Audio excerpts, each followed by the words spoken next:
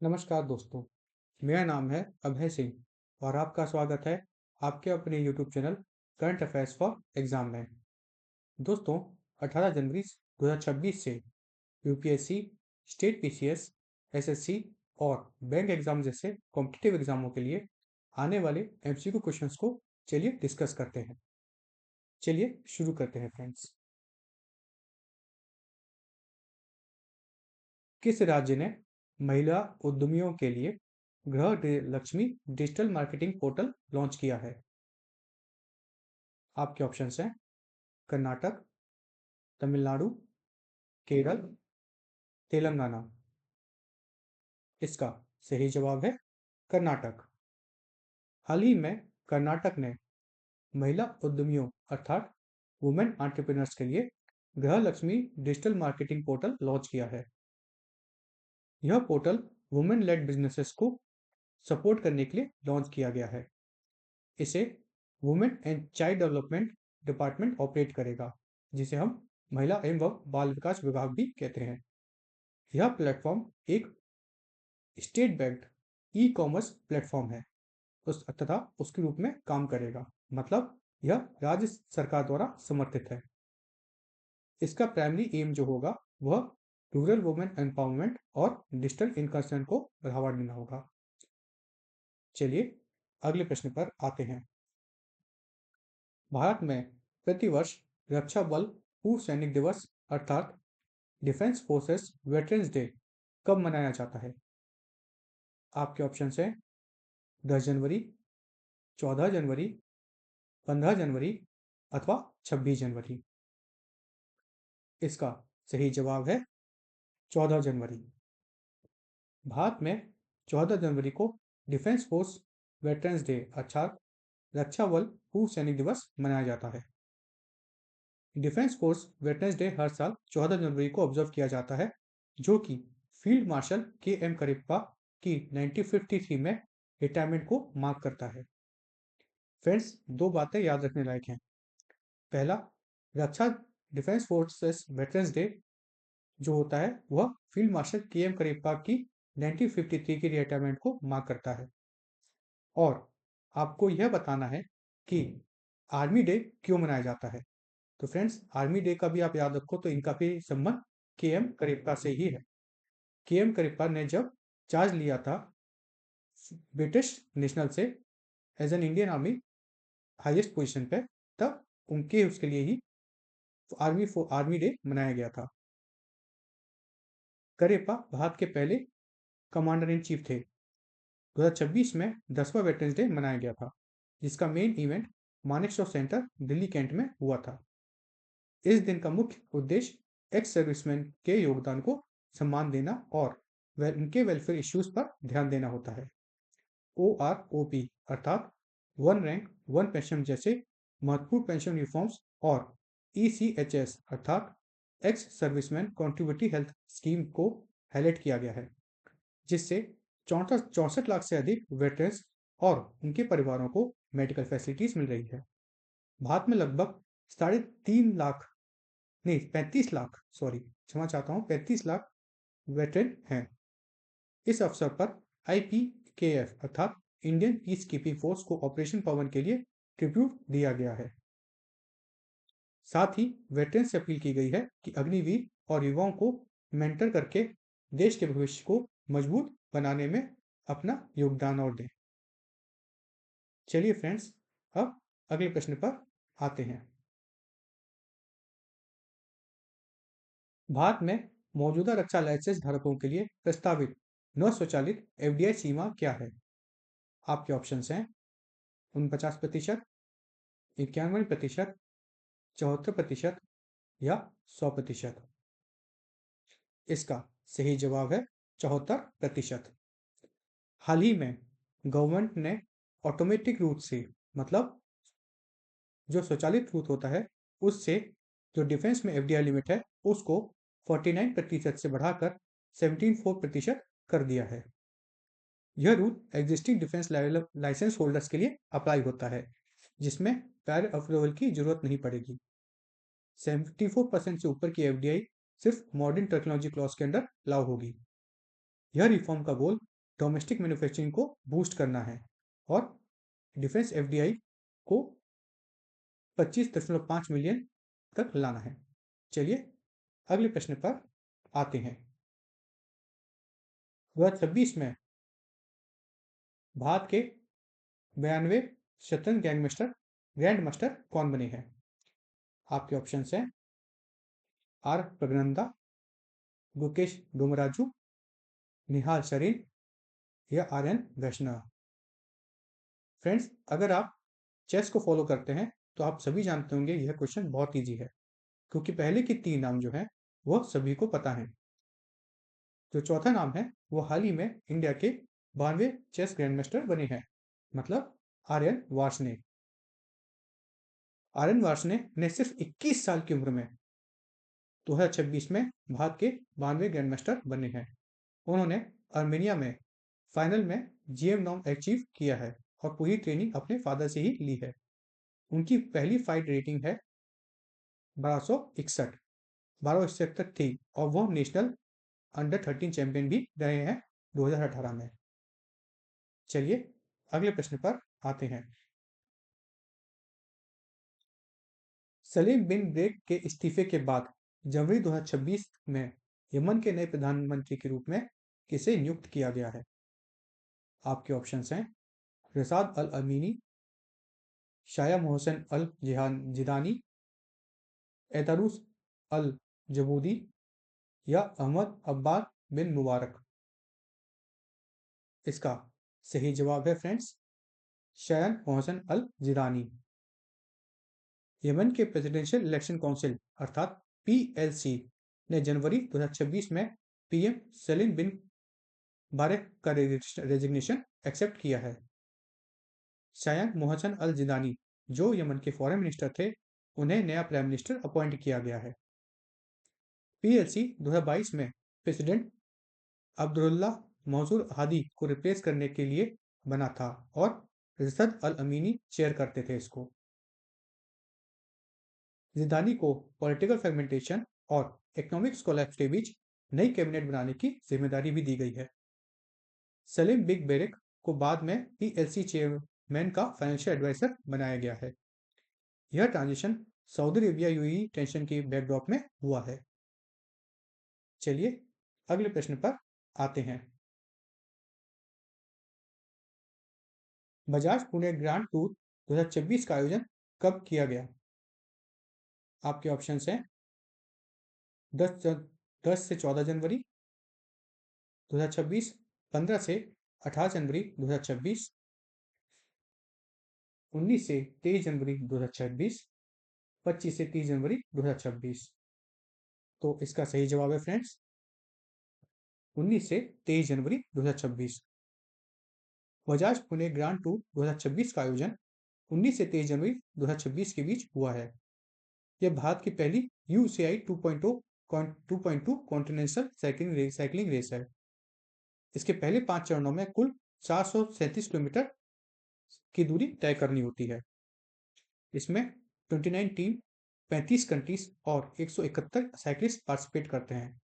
यह इवेंट पुणे को India cycle capital के रूप में प्रोजेक्ट करता है।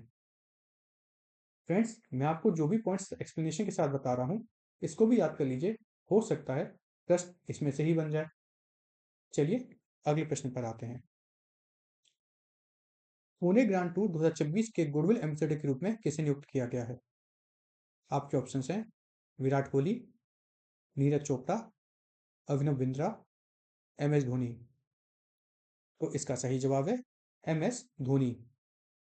MS धोनी को इवेंट का गुडविल एम्बेसडर नियुक्त किया गया है। धोनी फिटनेस, डिसिप्लिन और मेंटल टफनेस का ग्लोबल सिंबल माने जाते हैं, मतलब वो अपने अनुशासन के लिए तो लोकप्रिय हैं। उनकी अपॉइंटमेंट से इंडियन साइकिलिंग की ग्लोबल विजिबिलिटी बढ़ रही है। इसका ऑब्जेक्टिव यूथ को प्रोफेशनल साइकिलिंग की तरफ इंस्पायर करना है। यह इवेंट पुणे एडमिनिस्ट्रेशन और CFI मतलब साइकिलिंग फेडरेशन ऑफ इंडिया द्वारा ऑर्गेनाइज किया गया था।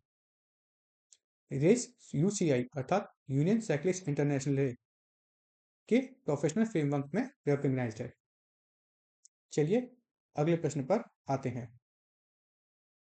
गैर कृषि ग्रामीण आजीविका को बढ़ावा देने के लिए जनवरी 2026 में राष्ट्रीय उद्यमिता अभियान किस मिशन ने शुरू किया है?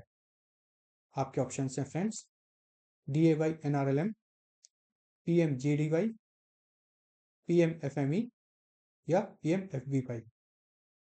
फ्रेंड्स कमेंट सेक्शन में इनका फुल फॉर्म जोड़ दीजिएगा सबका। चलिए अगले प्रश्न पर, चलिए इसका सही जवाब जानते हैं। इसका सही जवाब है DAY-NRLM। अब ये फ्रेंड्स DAY-NRLM क्या है? तो दीनदयाल अंत्योदय योजना, नेशनल रूरल लाइवलीहुड मिशन इसका फुल फॉर्म है। इसने 12 जनवरी 2026 को कैंपेन लॉन्च किया है। इसका focus non farming rural entrepreneurship पर है। यह मिशन को इस मिशन का टारगेट 3 करोड़ लखपति दीदी बनाना है। एक लखपति दीदी की एनुअल इनकम 1 लाख रुपए होगी। इस कैंपेन में 50,000 कम्युनिटी रिसोर्सेस पर्सन को सपोर्ट करेगा।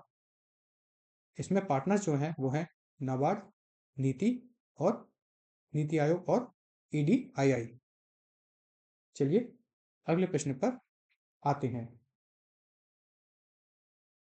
जनवरी 2026 में सीमा सुरक्षा बल के महानिदेशक के रूप में किसे नियुक्त किया गया है?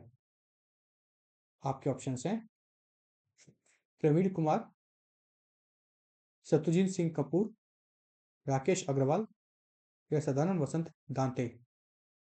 तो इसका सही जवाब है friends Praveen Kumar. Praveen Kumar 1993 batch IPS officer हैं, जिनको 14 जनवरी को BSF का डायरेक्टर जनरल अपॉइंट किया गया है।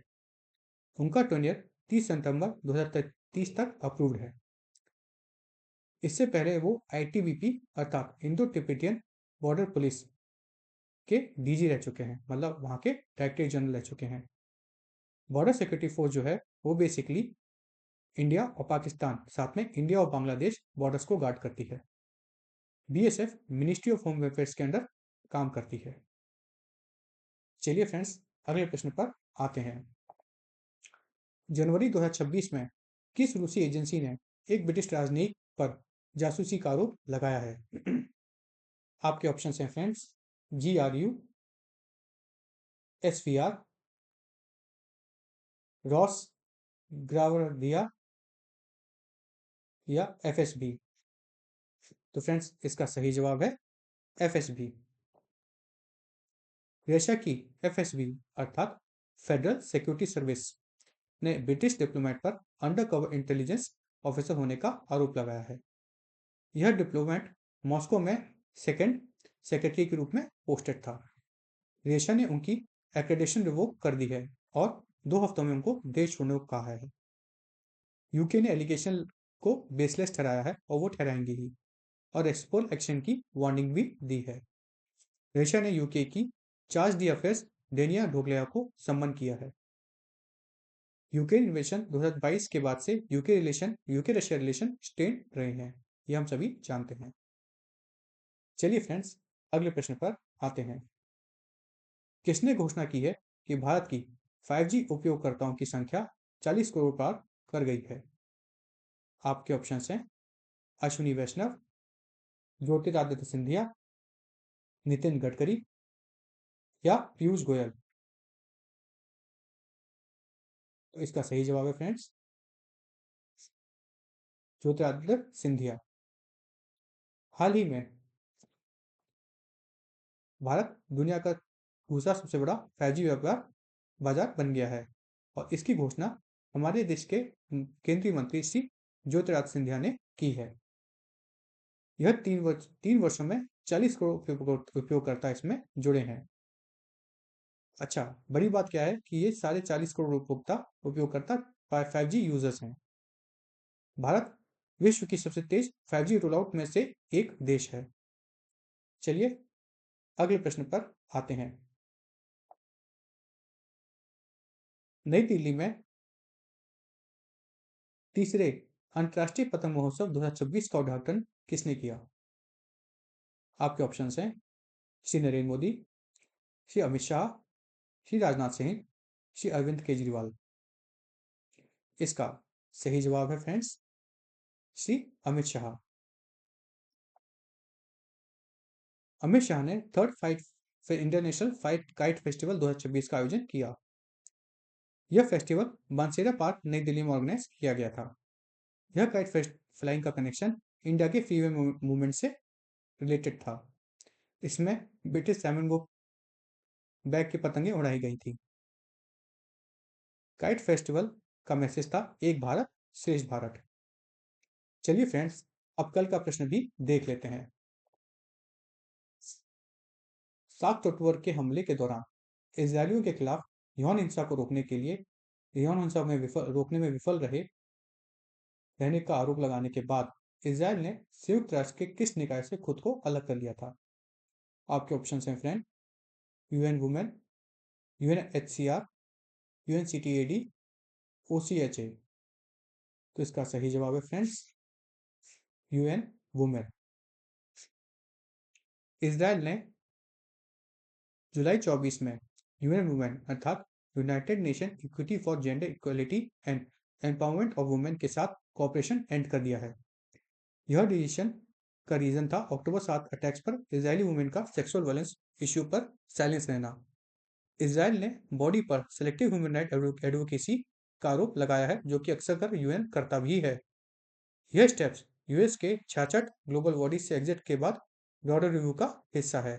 आप सभी को पता होगा फ्रेंड्स कि यूएस ने हाल ही में बहुत सारी यूएन रिलेटेड और नॉन यूएन रिलेटेड बॉडीज भी छोड़ी हैं। कुल मिला के ऐसी उन्होंने 66 बॉडीज छोड़ी हैं यूएन, जिसमें आपको पता होगा फ्रेंड्स इंटरनेशनल सोलर अलायंस, उसको भी यूएस ने छोड़ा है, जिसे भारत और फ्रांस ने मिलकर बनाया है और जिसका जो सेंटर है वो गुड़गांव है। चलिए फ्रेंड्स, अब कल के लिए क्वेश्चन देख लेते हैं जिसका आपको आंसर कमेंट सेक्शन में करना है। पोंडू खादी को प्रदान किए गए जीआई टैग का पंजीकृत स्वामी अर्थात रजिस्टर्ड प्रोप्राइटर कौन है? आपके ऑप्शन हैं फ्रेंड, आंध्र प्रदेश सरकार, केवीआईसी, वस्त्र मंत्रालय या हैंडलूम बोर्ड अर्थात हथकरघा बोर्ड। फ्रेंड्स, आज का सेशन यही समाप्त होता है। आपको हमारा सेशन फ्रूटफुल और इन्फॉर्मेटिव लगा तो लाइक शेयर सब्सक्राइब अवश्य कीजिएगा और कमेंट में बताइएगा कि आप इसमें एक्स्ट्रा और क्या चाहते हैं। साथ में जो क्वेश्चंस मैंने आपसे पूछे हैं उसको भी कमेंट में जवाब दीजिएगा। धन्यवाद। जय हिंद, जय भारत।